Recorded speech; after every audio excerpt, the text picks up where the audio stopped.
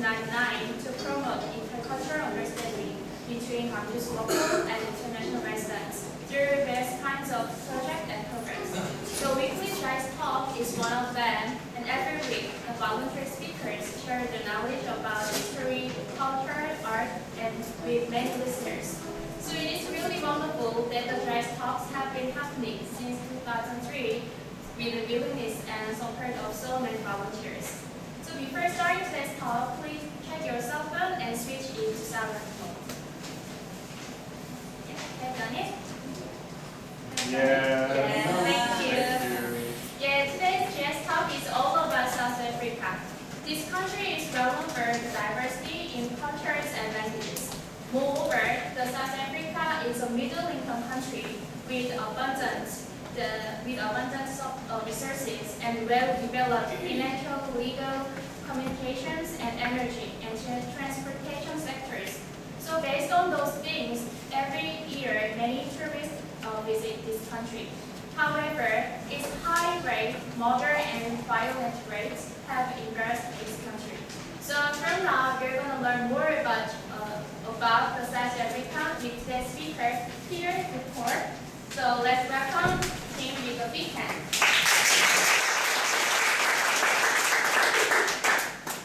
Goedemiddag dames en heren, mijn naam is Pieter de Kork. Ik is een 25-jarige Suid-Afrikaner. Ik kom van een klein dorpje genaamd Heidelberg. Okay, my name is Pieter de Kork. I'm 25 years old. For 23 of those years I've been living in South Africa. I am European South African, which means I'm Afrikaner. I speak Afrikaans. And well, basically my family has been living in South Africa and Africa for 300 years, a little bit more than 300 years. So I'm full-blown African. And well, it doesn't look that way, but I promise. Then, I hear that Koreans think that if you can live in Africa, you're strong. Damn straight. Beef! And let me just hide these sick puppies.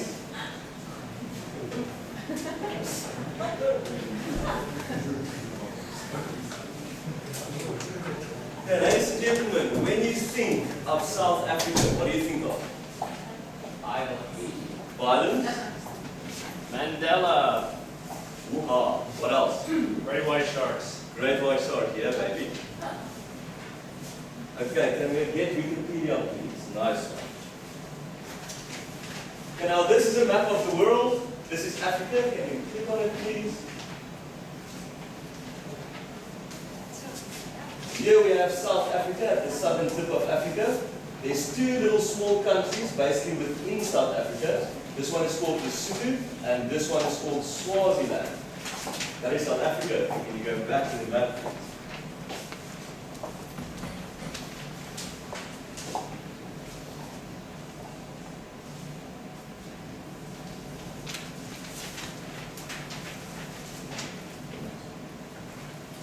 Nice one. This is our flag. This is our emblem. And the South African motto says, unity in diversity. Now the reason it says that is because of the following. We've got 11 national languages. I will try to read them to you. It's the Republic of South Africa, that's English. The Republiek van Zuid-Afrika, Afrikaans. The black languages I can't read that well, but there's South Ndebele, Xhosa, Zulu, Swazi, North Sotho, South Sotho, Tswana, Tonga, and Venda. That's our 11 official languages. Then, you can go down to the area, please. Just a little bit scroll down. Where is that? Yeah, area. South Africa is 1.221 million square kilometers big. That is 12 times the size of Korea. And basically, you know, Korea has got 70% mountains. We've got way less mountains, so we have way more living space. We are very lucky like that. Then, population. We've got basically the same population as Korea. It says there 44 million. This was the 2001 census. So 12 times more living space, basically the same population. It's really hard to know what our population is because our borders is very hard to control. Loads of Africans come in from the north for job stuff. They literally just swim through rivers in South Africa. Then flora and fauna, plant and animal life.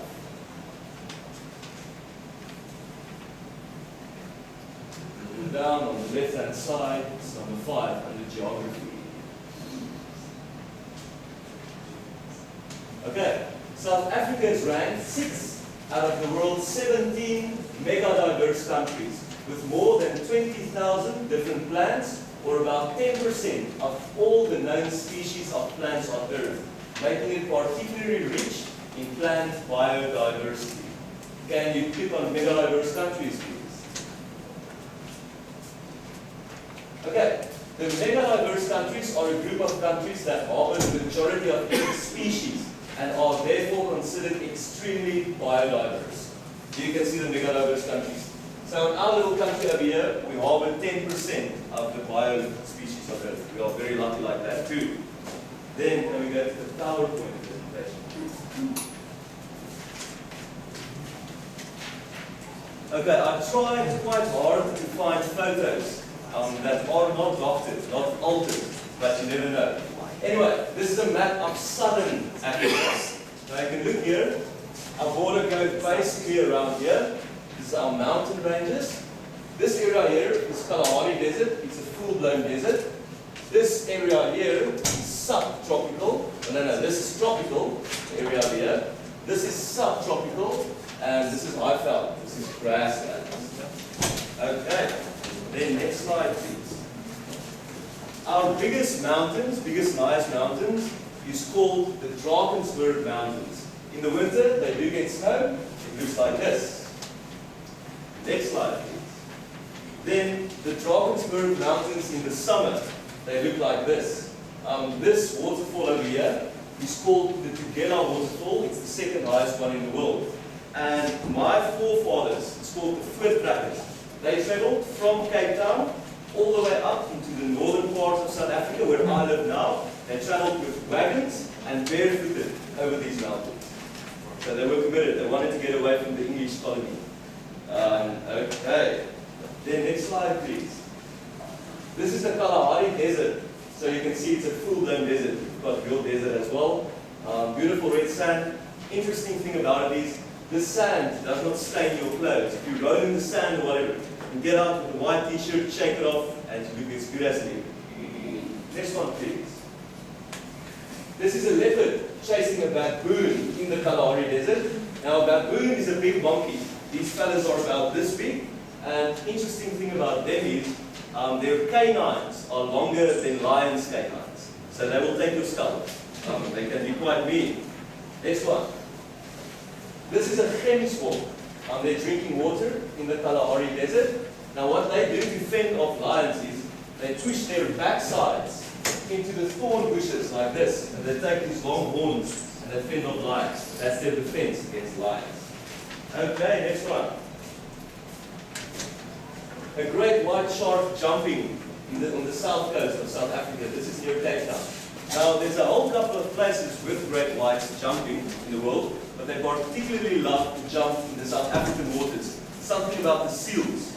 They come up like this and they take the seals. True story, my mother's best friend's auntie, the woman was about 85 years old. She used to swim in the ocean, this ocean, every morning of her life. Swam a mile or 2 miles every morning. And one day a boy on the beach watched her swim. And he just saw the shadow, boom, taking her. And we didn't even find a part of her body. The shark literally took her whole. So they are not mean because they live in cold water. They are a little bit cold-blooded, a little bit chilled out. But inevitability, Mr. Anderson, eventually, if you keep on swimming in that water, I think they will take you. Okay. The next photo, please. This is the northern west coast of South Africa. It's also called the skeleton coast because of many rocks like this. Ships tend to strand, and it's a very deserty place. There's not a lot of people going there. Next one, please. This is the south coast, near Cape Town, just around Cape Town corner. It's called False Bay. It's a very, very rich area. All the big stars, Oprah Winfrey, etc., has got houses in this area. Interesting story. The other day, a piece of property the size of a tennis court in this area was sold for 2.5 billion American dollars. A tennis court. So they go good. Stars like Libya.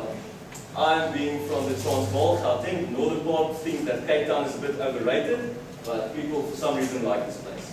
Okay. Then next one, please. This is the East Coast. This area is called the Transkei. This photo is taken at hole in the wall. What makes the East Coast special? They have very big waves. Jeffreys Bay is quite close to this. They've got some of the best surfing in the world. This is a Transkei woman sitting in her native place, down that area. Then the next one, please. This is the North Coast, our North Tropical Coast. This is sort of Wana Bay. It's very good for fishing, like sail fishing, whatever like that. The water is nice and warm, so if you want to have a white beach holiday, have a nice swim, this is the area to go to. Thank you. Next one. Now Makwaland. This is in the semi-desert part of South Africa. I think they say in an area of a square kilometer you find more than 2,000 different species of flowers. So this is our flower area. It's really beautiful if you are a flower lover. In spring and in summer, it's amazing things that come down of the ground. Next one, please. Okrabi's waterfall. It is a granite waterfall. The Orange River, our main and biggest river, runs into here. And this river, or this waterfall, when it's in flood, it has more water than the Niagara Falls when it's in flood. So it takes a lot of water in the flood senses. A lot of water for Africa and for the desert. Next one, please. The Knysna Forest. It's in the Eastern Cape. I love this place very much. It's one of our true unique forests. This is an Opendipa tree. It's good, solid, old, beautiful wood. Next one, please. And now this is a basic map of South Africa. Little country within, Swaziland, that I spoke, or Lesotho. Drakensberg, where the high mountains is, there's Swaziland. And if you look around it, I took you on a tour now, west coast around, Cape Town area where the Great Whites is, Knysna, eastern coast, going up, and this is where it gets quite tropical, St. Lucia, this area right here. But what we are going to speak about now is the Kruger National Park, right here. Now it's, let's see, it's one of the biggest and most diverse African wildlife reserves. We've got the big five there and more. Next one, please. Okay, now you can see this gentleman has been on the drive with, I think it's his girlfriend sitting here. Big African elephant. Look at the car's roof denting. Look at this guy looking at the elephant. I think that's the Bible. African elephant are a little bit meaner than Asian elephant. You cannot ride on them. It has been tried. It does not go so well. Okay, next one, please. A giraffe drinking water. The world's tallest animal. Interesting, look at what they do with their legs. They are too tall to get to the water. So they split like this, and they drink like this. Also, when they fight with their heads. Very big, strong skulls. Yeah. Next one, please. This is a game drive in the Kruger. Also, it's a white rhino and her cub. Now, white rhino, there's basically two big kinds of rhinos, white rhino and black rhino. A white rhino is a bit bigger than a black rhino, not as being tempered, and their lips over here is parallel because they eat grass. Black rhino has got sharp lips like this because they eat bees. Okay. I have been chased by one of these. One of the more interesting experiences in my life. When I think about it, my heart still pounds. Like really great. Okay, next one, please. This is a herd of African buffalo. I think it's called the Cape buffalo, it might be. They are very mean-tempered beasts. And I think one of the reasons a lion is called the king of the jungle is because lions hunt these. It's way bigger things than tigers ever. It's a spectacle to see lion hunting buffalo. It's my favorite hunt. Okay, next one, please. This is a young male lion in the Kruger Park. You can see he's young because his mane is not very long yet. And this is people on a game drive. They're probably just staying indoors, checking the lion. But not everyone in the Kruger National Park stays in their cars. Some people do get out. Next one, please. these gentlemen decided to have a fight. South African national sport is arson and fighting with each other. What happened here, they were on a game drive, and one of the gentlemen was drinking beer in his car, and he tossed the bottle out of his car window. And then a couple of days later, he stopped to urinate. And then the guy behind him decided, this is enough. I don't want my country littered. So he got out, he started to fight with this man, and luckily there was a professional photographer at hand to get all the action. These two fellas are banned from the Kruger Park now. Okay. Then the next one. In the northern parts of South Africa, you will find the boabab tree. Afrikaans for it is Kermetat tree. They are extremely huge, and the Africans say that God created them when He was angry, because it looks like He pulled them out of the ground and stuck them in, upside down. You can see the leaf, the branches looks like roots. So that's the African theory.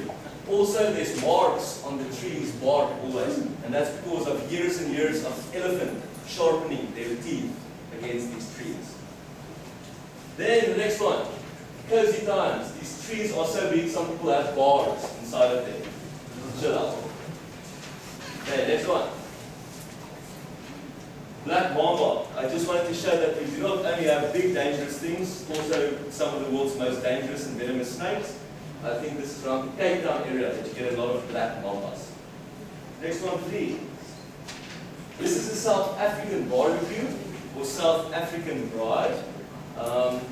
Meat is also expensive in South Africa, but way cheaper than in Korea because we've got space for the cattle to roam around. And I am O positive blood type, so in Korea I've really been missing meat. I need something to feed these puppies! Okay. Then the next one, please. This is traditional African food. What the Africans eat most would be corn or maize. Crushed, and it would be white, like this. And this one is called like potjiekos. You put in some meat and some vegetables and some sauces. You roast it over a fire for a long time. Okay, next one. Okay, ladies and gentlemen, this beautiful man on the left is the South African president. And this is one of his 5 wives. Look at the machete in her hand. Really friendly people. They are from the Zulu tribe. Now the Zulus are a very strong South African tribe. They're not the biggest one, but Xhosa is the biggest one. But the Zulus is the one, Shaka Zulu. They were the people that actually, when Africans was driven down into South Africa, Shaka Zulu was the one that fought his way back up. And they are from the Zulu tribe. Now I do not want to get too deep into this, but before this man became the South African president, he had 1 rape case against him. He had a couple of 100, if not 1,000, corruption cases against him. And I'm not saying he's guilty on each and every one, but where there's smoke, there's normally fire. And 6 million people in South Africa have got AIDS. 6 million people. And the woman that he was accused of raping, she had AIDS. And then the papers asked him, he admitted he slept with the woman. He said he didn't rape her. The papers asked him, if you slept with a woman with AIDS, how didn't you have AIDS now? And he said, no problem, I took a shower afterwards. Now you can speak in metaphors, but in South Africa, a community that's largely uneducated, where AIDS is a big problem, you do not say things like, I took a shower to rid myself of AIDS. That is the type of things that we deal with every day in South Africa. What else can I say about it? Okay, this is rich South Africa. This is how a small part of the community lives. This area is called Sandton. This is, lovely, Pleasantville. Next slide, please. The photo that I just showed you is taken here, in this area. Literally a couple of 100 meters away. We've got the slums over here. So it shows you why there's such a lot of violence and murder and crime in South Africa. Because the gap between rich and poor is so big. And I do want to reinstate, it's not a black and white thing. It's not that the white people is rich and the black people is poor. We've had democracy for 17 years, and I still today enjoy privileges because my parents had an education. But sometimes the wheel has got to change. I think in Sandton, in the rich area, there might be more black people living than white people at this point.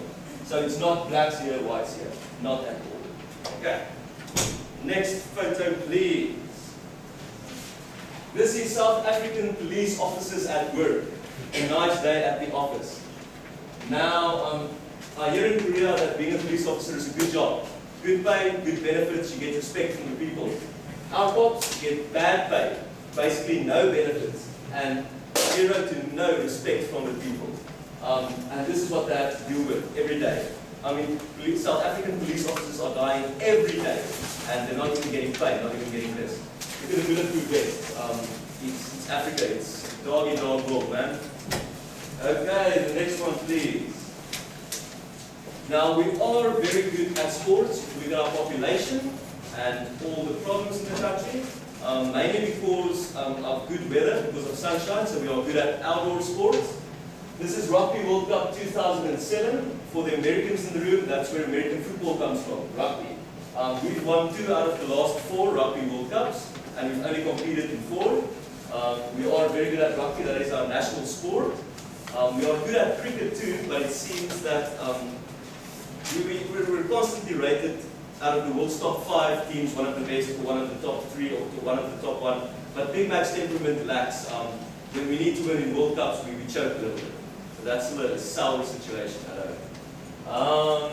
We are good at golf, we are good at swimming, but like Korea in the Olympics, you crushed us. Like, I think we came something like 40th, and you came something like number 6 or 7 or 8. So the outdoor sports were good, indoor sports, yeah. Okay, next one please.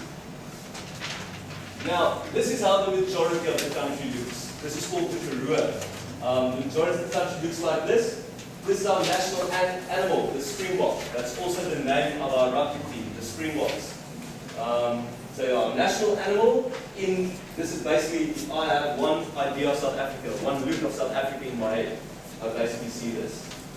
And next one please. An animal of a different kind. So this is me at Gwangju Beach last weekend, enjoying your lovely country. It is in Korea. I know you only see white people, but it was a waving fest. So, okay, can we go to YouTube, please?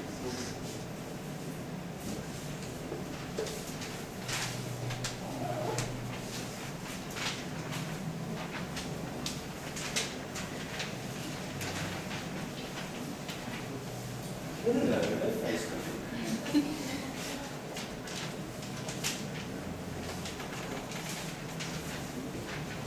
Okay, this video that I'm going to show you now is an anonymous video with message to the South African people. It's kind of hard to follow when you listen, so I printed you out a copy so you can read with it. It basically sums up my sentiments towards the country. Especially the parts in bold as we go. An anonymous message to the South African people.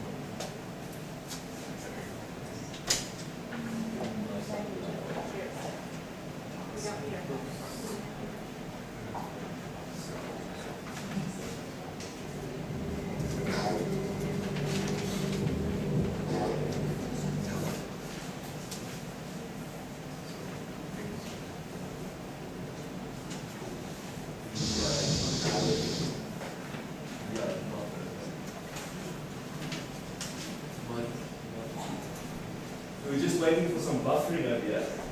Any questions to me right now? Yes? In the announcement, the title of your talk was South Africa, country that takes your breath away, literally. Yeah. How did you choose your title? It's so beautiful, but it kills you. Okay, life for me, and that's only me, is sort of like a movie. You can go to a 2-hour boring movie or watch 30 minutes of a great one. And that's me, that's what I love about my country. We live in Africa. We live short, but when we live, we live. Any more questions? Any more questions? Phoebe. How do you feel about Nelson Mandela? Honestly, like, okay, he did plant bombs, he was a terrorist, and that's why he went to jail for 27 years. But at the end of the day, he went to jail for his freedom. And for a man to go to jail for 27 years and come out and say, forgive and forget, let's reconcile, that takes an amazing person. That takes a big man, and he was a boxer, so he's literally a big man.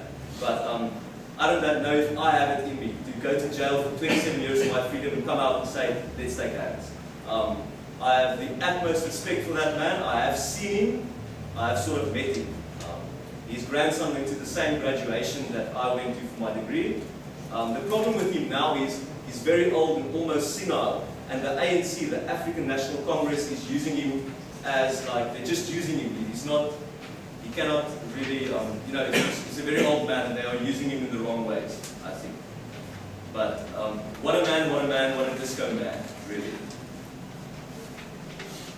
Oh, really did. The war in Iraq over the same.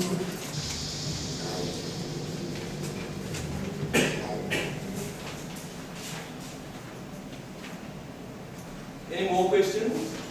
Yes. Yeah, I'm curious. So I'm trying to get a sense of the danger in, say, a city like Cape Town, just being a representative city. So if I were someone who just wanted to walk across the city, so I wanted to go from point A to point B, it would take about an hour in length or so. Is it safe enough to do something of that nature? Is it not safe? I hear such different things. What I recommend, if you do something in Africa, do it with Africans. Do it with people that knows the place. Because if Africans see you are afraid, if criminals see you are afraid, they're going to give you a reason to be afraid. Okay, let's put it in this context. With all the murders, everything, only one person very close to me, one of my ex-girlfriends, got raped and murdered. So I have been very lucky. But it's very dangerous, but if you do it with the African, if you are confident, and if God walks next to you, no problem, baby. Any more? Yeah. I know your country last year. Yeah. World Cup soccer game. Oh. In Africa, the first time to have the soccer game. How about that people, the whole game, have your country? I think it was a big uniting factor. For the first time since the 1995 Rugby World Cup, the whole country literally took hands. Death rate, murder rate, crime rate, everything went down like this. We really took hands. But I, as the Portuguese soccer team walked out in South Africa, I got on the plane to come to Korea. So my life is sort of an anti-climax. I was not there for that, so I cannot tell you firsthand the experience of that. But what everyone says and what the stats says is it was a big uniting factor. It was good for the world to sort of know about South Africa now, and I think the world sort of opened their eyes to what's going on and our problems, and maybe we can get some help. But I think it was a wonderful thing. I think it was successful. But the big problem that we have now is we build all these amazing stadiums, but maintenance, to keep on maintaining them, is going to cost so much money. And I don't know if our economy can handle that. So maybe something will happen where they just go ashes to ashes, dust to dust again. Africa is like life. Whatever gets built up just becomes dust again, very quickly, very quickly. It's the African way. I don't think Koreans will ever understand Africa 100%. I don't think me as a European will ever understand Africa 100%, even though I've been living there for 300 years plus. Yes? What lessons have you learned in Korea that you think would help you and help South Africa? Respect for other people. I'm trying to learn that lesson. Respect does not come naturally to me. I don't think I was born with that. I need to work at that. Respect for other people and how precious life is. The director of my school, when I told her about how the death rate on the roads and the death rate from murder and everything, when I told her about that, she said to me, but life is precious. And that's the first time in my life that I thought about that. Yes, life is precious. Yeah. The worth of life and how long take the flight from your country to Korea, and how much Africa, I flew for 19.5 hours, but I stopped over on Dubai International Airport for 2 hours. So if you can get a direct flight, maybe 17 hours, and I paid 1.3 million won to get here, but that was in World Cup peak times. So maybe you can get away with paying 1 million won and flying for 17 to 20 hours. It's not that expensive. How is the population ratio between the white people and Oh, forgot to do that on Wikipedia. Is the Wikipedia actually still open? With that. Oh, I was supposed to do that.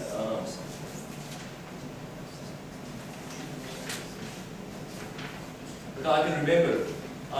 Population of South Africa, we've basically got 45 million people. 79% is black, 10% is white, 2.6% is Asian. And of those Asians, it's Indian Asians. Not like maybe 0.5% is Chinese, Korean. The majority of our Asian population comes from India or Pakistan and Sri Lanka. Okay, on the question there, I'm very much ignorant about South Africa or Africa. So let me ask a question. Yeah. You said the ratio, population ratio is 74 and young people 5. No? Very small one. Okay. Even though you produce one president, the Mandela, I'm not sure though. Even now, do you have any antagonists, especially from the original people, who are the white people or European? Yes, a lot. How much? It depends on. How serious? Okay. The majority of the black people, I think, do not like white people and are afraid of white people, and I think almost the majority of the white people do not like black people and are afraid of black people because a lack of education. But we do, because of 17 years of democracy, we do have an educated class coming up. That's hopefully the leaders of tomorrow. And it's all about fear. We fear something that we do not understand. So honestly, I can go into a black township. Now, if I'm not afraid with them, if I walk with them, I will be okay. I will be okay. But if they see I'm afraid and I judge them, then they're going to give me something to be afraid about. But there still is a lot of bad vibes going. I mean, there was something like 40 years of apartheid, and there's been 17 years of democracy. So it's going to take some time to get this thing going. Even the school kids sometimes fight each other. A lot. With, A lot. It's about what your parents tell you. Like, I'm lucky to have educated parents, so I was not brought up racist or racial hate. But still the majority of people in South Africa is poor. That means less education. That means more fear, more hate. More no understanding. And then you have any special policy to keep that the behavior Hate crimes gets punished very strongly. But it's very hard. I mean, we've got a small police force, lots of criminals. It's very hard to keep control on everything. But in Asia, fist fighting, is an absolute taboo. In Africa and South Africa, it's not. It happens all the time. So you have more in the population of the original people, and therefore, can you expect you will have more the national leaders, the president and any leaders or government leaders from original people? From what? Maybe in a couple of years, maybe in 10 years, maybe in 20 years. I would not put that past us. I mean, America has black president. We thought that would never happen. But I think it might take some time. The ruling black party, African National Congress, they do have white people in the party. They do have real strong, good leaders in the party. But I think maybe 2, 3, 4, 5 elections after we will see another white president, if at all. If at all. I mean, Africa is a black continent. Maybe the white man never should have been there. Okay, here we go. Okay, you can just follow on the paper. Go.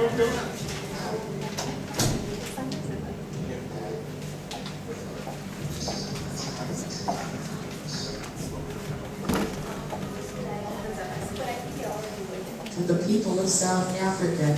Anonymous would like to address you on the state of your society.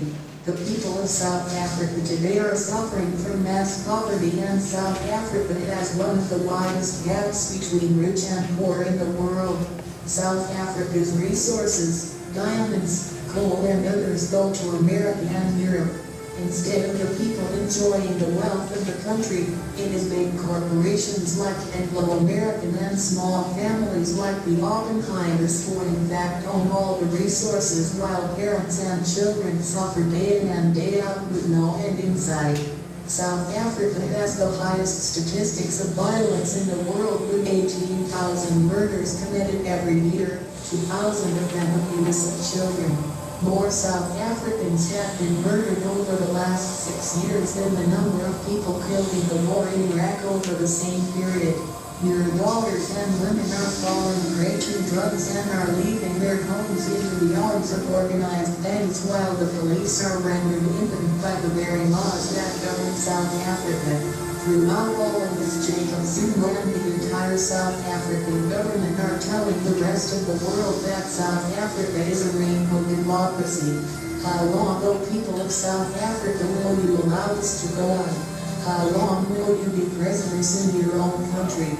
How long will you suffer from banks and corporations in the land you were born in? The winds of change are blowing over Mother Earth, and the time is now to take a bold stand against the government, because they have lost all legitimacy the day the first child was killed under their watch. They have lost all legitimacy the day the first mother died because she could not afford her hospital fees or transport costs to get there. They have lost all legitimacy the day the first child was lost to drugs. Bravery is contagious, O people of South Africa, so stand up now and show the world that enough is enough. This year, take to the streets, all for one and one for all, and take back your country. We are anonymous and we support you. We are black and we are white. We are colored and we are Indian. We are young and we are old. To Jacob Zuma we say, we are anonymous. We are legion. We do not forgive. We do not forget. Expect us.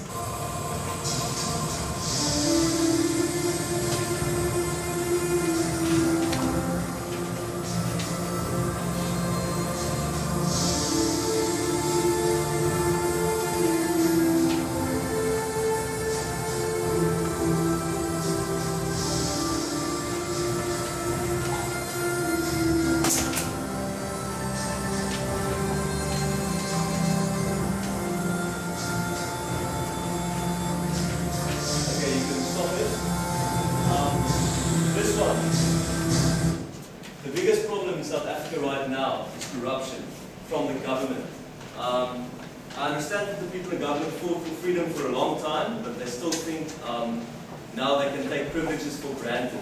A judge in South Africa said the other day, the fight now is not against apartheid or black and white and this and that. The fight is against. The fight is against an arrogant political class that think they can fool all the people all the time. And they cannot anymore so much because there's, like I said, a huge educated class coming up. So basically, yeah, the fight is against arrogant, lazy politicians right now. And it comes from black people and from white people. Okay, then what was important to me in this thing is the thing that they say, bravery is contagious. I think all of us need to stand up and take a stand for what we believe in, whatever it might be. Bravery is contagious. Then, the reasons I'm going back to South Africa. This is really only me, but I do find living in a safe, organized, and rich country a bit boring. I do. I miss the epic natural beauty of South Africa. I miss my mommy. And this year I really realized I am addicted to fear. It's sort of sad, but if I'm not in constant fear for my life, I'm not happy. I'm really not happy. You know, like the Stockholm syndrome type of thing. And bottom line, Africa is in my blood, and my fight is there. My fight is there. So, in 1 month from now, when I land at Joburg International and touch down on that landing strip, I will go on my knees and kiss the dirty African soil and say, baby, I'm back.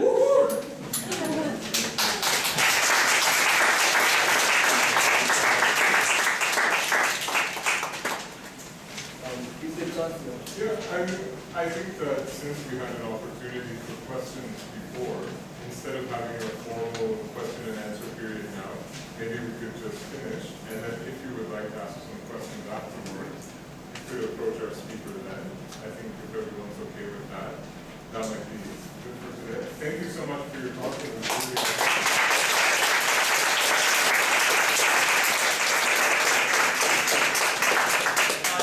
I beg you to come to South Africa and come and visit. I will go on my knees for that too. Thank you for your presentation. We prepared a certificate of appreciation for you, so this will be given by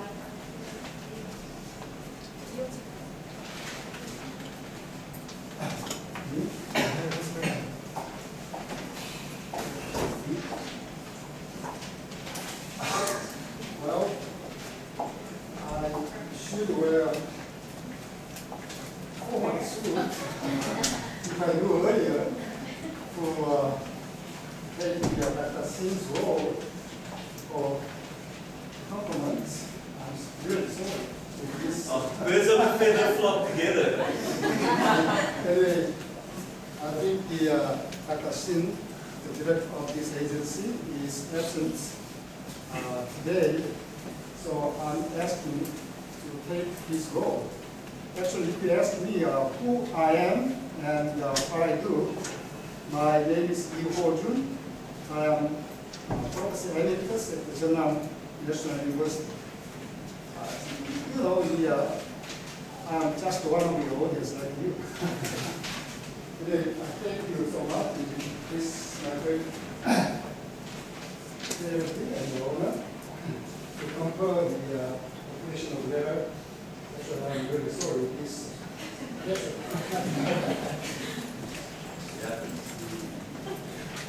또 소장님 오늘 자리를 계셔가지고 갑자기 감독장 수여하는 것을 전화를 해달라고 그러는데 여러분들 좀 당황하실 텐데 제가 이런 짧은 양복이라도 입고 계신데 Well, this is my great honor to confer this certificate of appreciation. Anyway, thank you so much. With your presentation, I have a wonderful chance to know about South Africa. I'm not sure whether I have a chance to visit there in my life. So if I don't have any chance later, this might be a good try, good literature for me to understand the new country. In essence, thank you. Okay, certificate of appreciation, Pieter de Kork. Yes. All right. We want to commend you for your outstanding support of Gwangju citizens as guest speaker at the GIC talk on May 28th with the topic South Africa, a country that takes your breath away. Leader. The head of Dr. Gwangju as speaker. Thank you so much.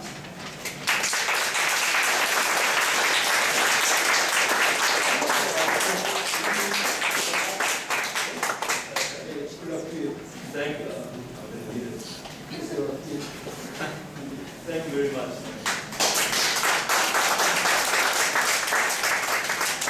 Okay, there are two announcements. The first one is there is a baseball team called Jazz Brothers. So this is baseball club, and every Sunday at 9 a.m. At the Jeonnam University, the game is held. So if you have interest, please visit that homepage and contact the Green House. And the interest fee is 50,000 won, and the monthly membership fee is 30,000 won. So everyone is welcome. So please join in that. Yeah. 8 o'clock. And next week is there is a happy birthday GIC. So instead of fest talk, there will be some events. So there will be a lot of performances and pop block party to celebrate the GIC's 12th anniversary. Actually, sorry about it. We couldn't communicate each other. GIC was established in June 1999. So originally we planned to like a birthday party, but we will have a talk, but different styles of talk. We will invite several guest speakers, and the host of the day will be Michael singing. So please come and join us. And for now, for those who don't know about GIC, I will explain it a little bit. GIC is a local non-profit organization to promote intercultural understanding between Gwangju's local and international residents through various kinds of projects and programs. So if you would like to learn more about GIC, or if you would like to support GIC as a member or volunteer, please feel free to talk to our coordinators and volunteers wearing their name tags this afternoon. So thank you for joining us today, and I hope you have a great weekend. Thank you.